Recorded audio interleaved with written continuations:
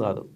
అంటే జిబర్లిక్ యాసిడ్ కలిపిన గ్రోత్ ప్రమోటర్స్‌ని మీరు స్ప్రే చేసినప్పుడు ఏమవుతుందంటే, వెంబడే ఒక బెత్తెడెత్తు ఒక 4, 5 రోజుల్లో పెరుగుదలొచ్చేస్తది.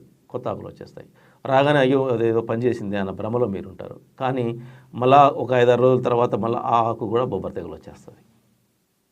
అది కేవలం జిబ్బర్లిక్ యాసిడ్ వల్ల అలా పెరిగిపోయి మళ్ళా ఆ ఆకులకు కూడా బొబ్బర తెగులొస్తుంది. కాబట్టి ఇటువంటి ఉత్పాదనల పట్ల కూడా మీరు జాగ్రత్తగా ఉండండి. అసలు బొబ్బర తెగులు సోకిన పైరు మీద నత్రజని ఆధారిత గ్రోత్ ప్రమోటర్స్ ఇవి స్ప్రే చేయకండి. ఇప్పుడు అవసరం లేదు ఈ టైంలో. ప్లస్ జిబ్బర్లిక్ యాసిడ్ లాంటి వాటిని అస్సలు తగలకండి. బొబ్బర తెగులు రావడానికి కారణాలు చాలా రకాలు ఉంటాయి. అది వైరస్ వల్ల రావచ్చు.